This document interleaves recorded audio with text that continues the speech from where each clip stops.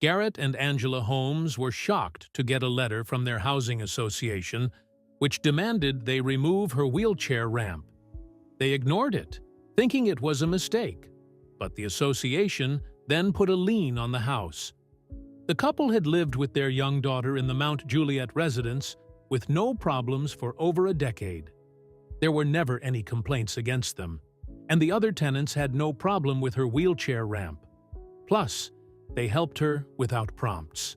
However, the HOA board got a new president who didn't like the ramp. Angela wouldn't comply, knowing she had rights. Therefore, she refused to back down, which escalated the issue. Angela confronted the HOA board, inquiring about why they wanted the wheelchair ramp removed. Though they were uncomfortable, the new president said it was unsightly. However, she refused to comply with the request and stood up for her rights. After refusing to remove the ramp, she got a notification from the HOA saying a lien had been put on her home. She would have to comply with the request to stop the lien. Though outraged, Angela had to consider her options. Angela asked her husband, Garrett, to bring the ramp inside the house. Initially, he refused, saying they couldn't comply with the request. However, she told him about the lien, which made him rethink their options. Garrett and Angela discussed their options that night. Though they had differing opinions, they had to choose a path and stick with it. What could they do? Did they have anything feasible on their side? Would the HOA win? Garrett wished to fight back, taking on the HOA head-on and going to court if necessary. However, Angela worried that it wasn't the right choice. She wanted no more problems, especially in their home. However, the HOA would prove to be even more cruel. Garrett said the HOA couldn't do this, but Angela was scared of what else it would do if they didn't comply with the request. She had heard stories about the power those members had, forcing occupants to move from their homes. Though Angela pleaded with him, Garrett wouldn't listen. He was angered that the HOA would do this and threatened them. However, she knew his mind was made up, and no one could stop him. In fact, she was surprised the following morning.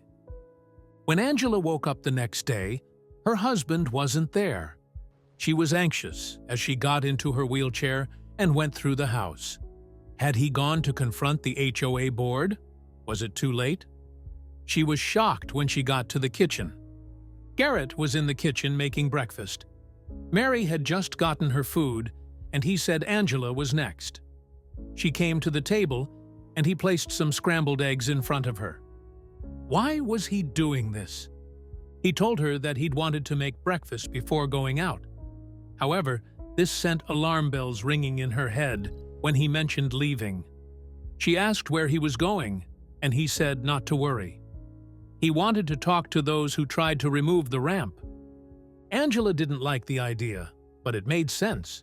They were being unreasonable, and Garrett might make them realize this. Though she worried, she wondered if he was right. They both had different ways of dealing with problems, and this could be the best solution. However, Angela wanted the situation to blow over and to forget about the issue. She believed things would go back to normal once it all panned out. Typically, the HOA moved quickly to other homeowners with violations. Garrett wasn't convinced, believing his wife would just stay in the house forever. Was he overreacting or correct? Only time could tell, and they might be in a worse position regardless of what he did. Still, they had to do something. They didn't know what to do. The ramp should be put back up, but that meant dealing with the HOA again. What was the best course of action for them? Should they lie low as Angela preferred, or say something immediately? Angela felt they had no choice but to go along with the HOA's decision. Only she was affected by the ramp, so it should be her choice. Therefore, she told her husband her idea was the best option, though she'd suffer. However, things went deeper. She really wanted things to go back to normal, but the HOA had new things in store for her. These were cold-hearted people, and most of the rumors turned out to be true. Most homeowners disliked letters from them, and it got worse. Angela worked from home and was now used to her environment. Still, she began to feel trapped. Before, she could go outside if she liked, but now she would have to get help before leaving the house. It was torture, and it had to end. Though Angela was used to her situation, Garrett could move around freely. However, he still felt angry about what was happening to his wife. He saw that she was sad each day when he got ready to leave. She was a prisoner in her house, and he had to do something. Weeks had passed, and she was slowly getting more claustrophobic. She had to get herself out of this feeling of being trapped, and that meant the freedom she used to have. Angela felt the house was suffocating her, but what could she do? Angela complied with the HOA's rules by staying inside, but she roamed the halls of her house, which created another problem. She received an email from them one day. Immediately, she was anxious, and she had that right because it was as bad as she expected.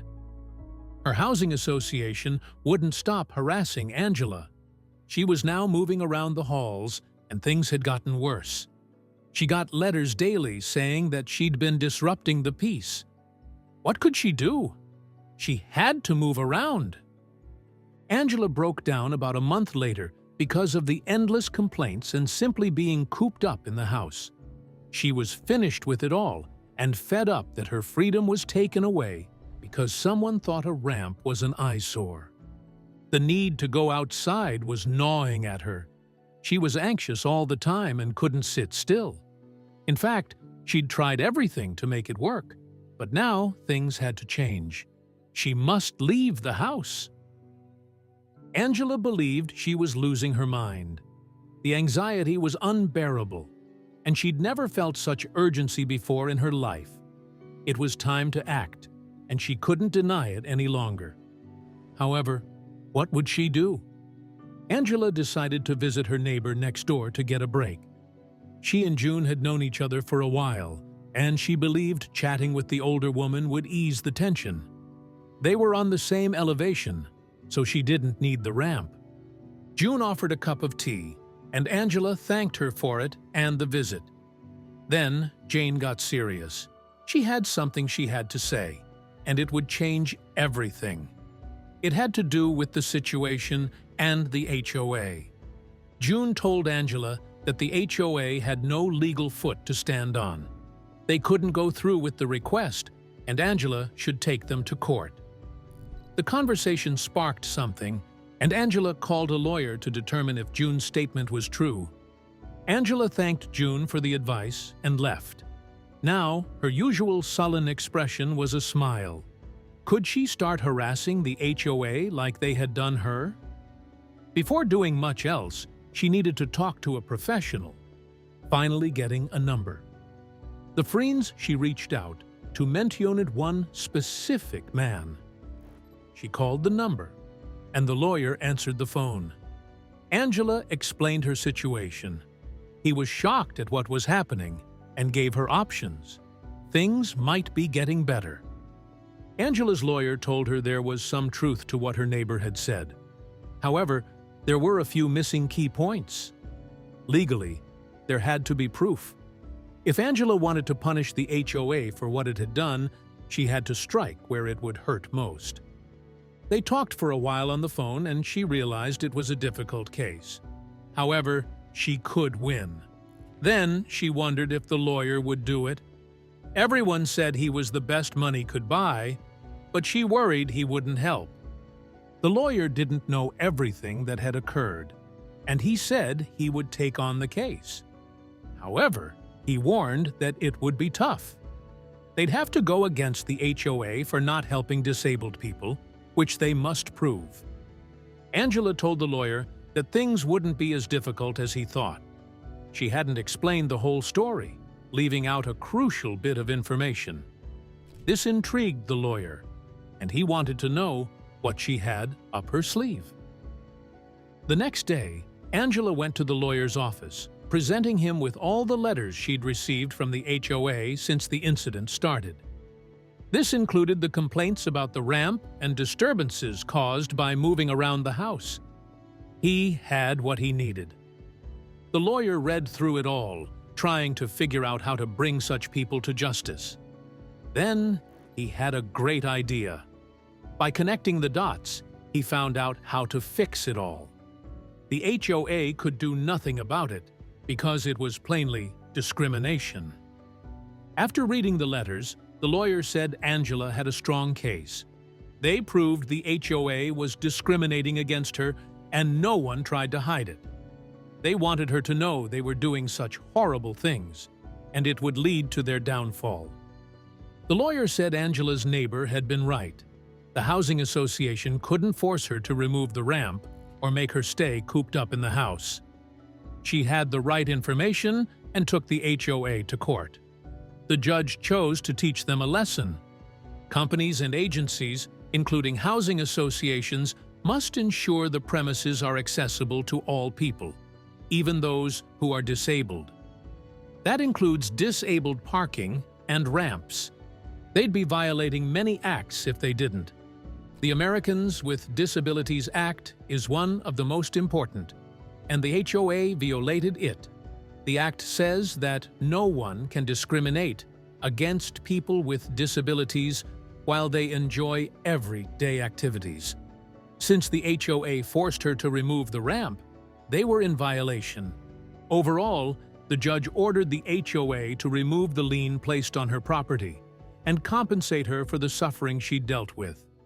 Angela used the money to buy the apartment of the new president, putting her out of her house. It is so critical to make sure that most, if not all, areas are accessible for all people, including those that rely on the wheelchairs. One Australian woman experienced a terrible episode while traveling on a plane, calling it the most humiliating experience. What happened? Natalie Curtis, who hails from Queensland and who uses a wheelchair, booked a flight with Aussie Airline Jetstar, with her flight set to travel from Townsville to Bangkok, with a layover in Singapore. The first leg of the trip went as planned, with her sitting at a standard aisle wheelchair. However, it was the next flight that caused the nightmare scenario. Curtis said that she was informed when she arrived in Thailand that she would have to pay for a chair in order to get off the plane. She was completely taken aback by this news and said that she had never before been required to pay for a second chair. Curtis said she refused to pay for a second chair, as this was quite absurd, and she had to resort to crawling down the aisle to get off of the airplane. Speaking with Sunrise, she shared, "When we arrived, they were asking us to actually pay, and I didn't really comprehend it. And I'm like, no, I'm not paying to be able to get off this plane." Curtis continued, "They all just sat around for a while, and the option that was left was for me to get on the floor and crawl." This was the humiliating option that she was left with. Curtis was traveling with her friend Natasha Elford, who decided to film the whole situation. She wanted to help by carrying Curtis, but due to her own knee injury, she was not able to. Speaking with Sunrise, she said, "I just felt really sorry for Natalie. I just felt really hopeless. And I'm like, I just can't believe this is really happening." The airline told 7 News that the airline workers were told that the aisle wheelchair was not able to be used for at least 40 minutes after landing in Bangkok. Curtis did bring her own wheelchair to use on the flight, but apparently it was too large to be used, which is why she had to rely on the airline's wheelchair instead. According to Elford, the airline staff did obviously try to offer to lift her up and carry her, but if they dropped her, Curtis, that would have been 10 times worse.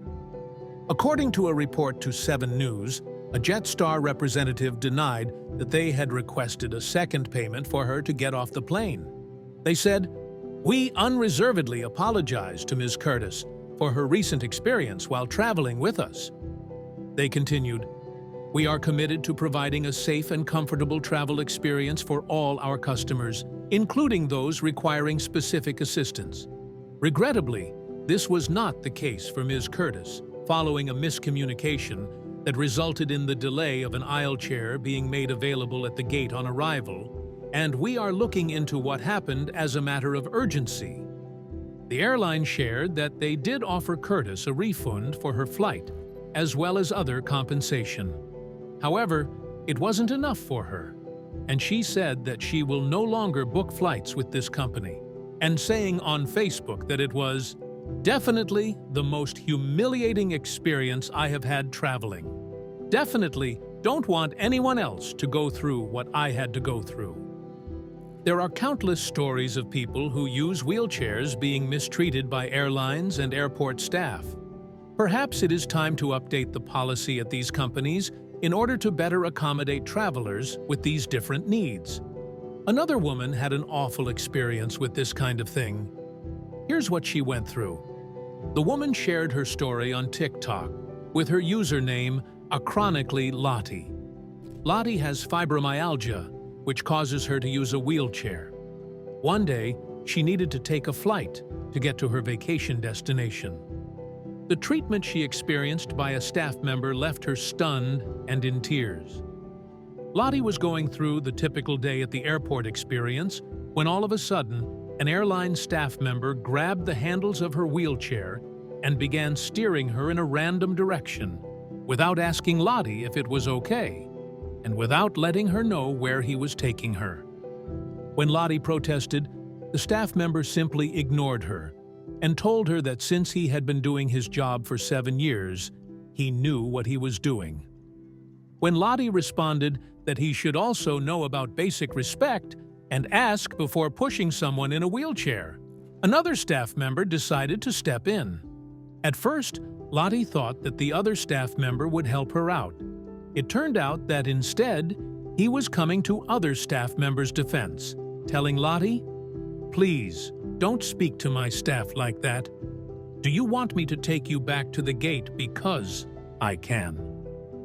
Lottie responded by saying, "You're now threatening me because I'm asking for basic human rights of being respected." The second employee responded by telling that she was one of the most awkward passengers he's ever encountered. She immediately burst into tears, saying, "I'm a wheelchair user. Surely I know how disabled people should be treated." When Lottie shared her story online, people were outraged that she was mistreated like this.